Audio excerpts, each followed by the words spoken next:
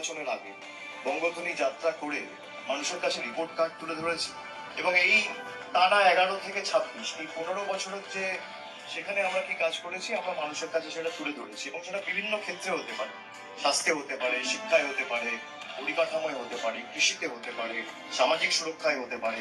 যে ডকুমেন্টারিটা দেখলেন প্রায় 1 ঘন্টার ডকুমেন্টারি, এখানে 7-8টা স্কিমই বলা হয়েছে, প্রায় 90-92টা আরো স্কিম রয়েছে।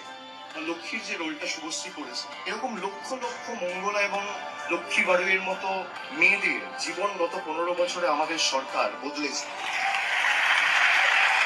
দিল্লি সরকার চেয়েছিল বাংলার মানুষকে ভাতে মারতে, কিন্তু খুব সুন্দরভাবে যেটা দেখানো হয়েছে যে আমার পাতে ভাত দেয়, যে আমার লক্ষ্মীর ভান্ডারের ব্যবস্থা করে, সে আমার মাথার ছাদেরও ব্যবস্থা করে।